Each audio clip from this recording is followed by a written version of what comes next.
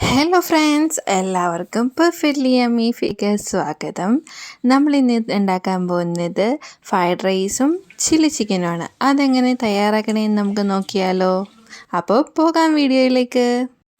ആദ്യം റൈസിലേക്ക് ഇടാനുള്ള ചിക്കൻ നമുക്ക് കുഞ്ഞു കുഞ്ഞു കഷ്ണങ്ങളായിട്ട് അരിഞ്ഞതിലേക്ക് ഒരു table spoon soya sauce, 1 teaspoon pepper powder, പിന്നെ ആവശ്യത്തിന് കോൺഫ്ലവർ ഒഴിച്ച് ഉപ്പുമിട്ട് നന്നായിട്ട് യോജിപ്പിച്ച് ഒരു 10-15 മിനിറ്റ് നമുക്ക് റെസ്റ്റ് ചെയ്യാൻ വെക്കാം.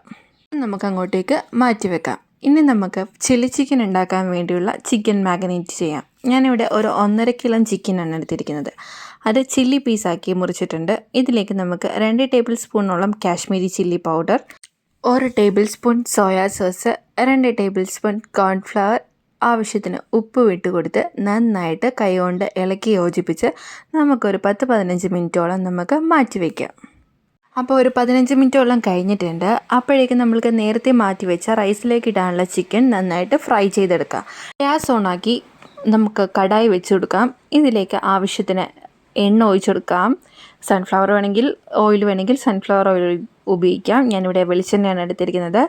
അങ്ങനെ എണ്ണ ഒഴിച്ചു കൊടുത്ത് എണ്ണ നന്നായിട്ട് ചൂടായി വരട്ടെ. ചൂടായ എണ്ണയിലേക്ക് നേരത്തെ റൈസിലേക്ക് ഇടാൻ വേണ്ടി മാറ്റി വെച്ചിരിക്കുന്ന ചിക്കൻ ഓരോന്നായിട്ട് കൊടുത്ത് നന്നായിട്ട് ഫ്രൈ ചെയ്തെടുക്കാം.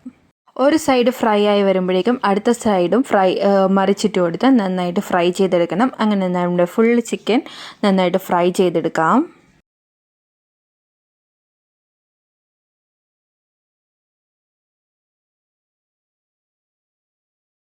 നമ്മുടെ ചിക്കൻ എല്ലാം ഫ്രൈ ആയി വന്നിട്ടുണ്ട്. അതിന് നമുക്ക് മാറ്റി വെക്കാം. ഇനി നമുക്ക് റൈസ് റെഡിയാക്കി എടുക്കാം. റൈസ് റെഡിയാക്കാനായിട്ട് ഞാനിവിടെ ബിരിയാണി പോട്ട് വെച്ചിട്ടുണ്ട്.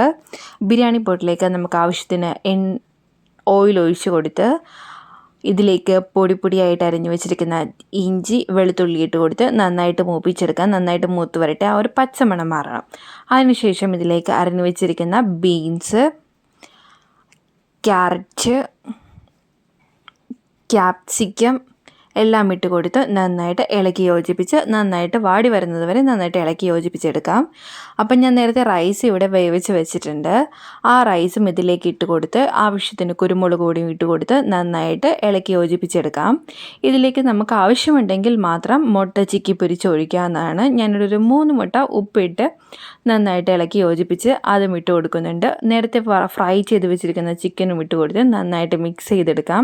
അങ്ങനെ നമ്മുടെ റൈസ് ഇവിടെ റെഡി ആയിട്ടുണ്ട്. ആവശ്യത്തിന് സോയാ സോസും ഒഴിച്ച് കൊടുത്ത് നന്നായിട്ട് ഇളക്കി യോജിപ്പിച്ചാൽ ഇവിടെ നമ്മുടെ റൈസ് റെഡിയായി. ഇനി നമുക്ക് ചില്ലി ചിക്കൻ എങ്ങനെ തയ്യാറാക്കണമെന്ന് നോക്കാം.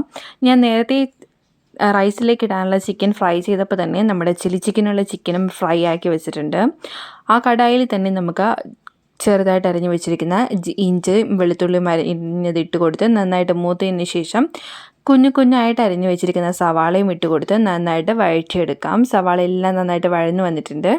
ഇതിലേക്ക് നമുക്ക് ആവശ്യത്തിന് ഉപ്പിട്ട് കൊടുക്കാം. ഉപ്പിട്ടതിന് ശേഷം ആവശ്യത്തിന് ക്യാപ്സിക്കം, ഞാനിവിടെ ഒരു 2 ക്യാപ്സിക്കം എടുത്തിരിക്കുന്നത്. ക്യാപ്സിക്കം നന്നായിട്ട് വഴന്നു വന്നിട്ടുണ്ട്.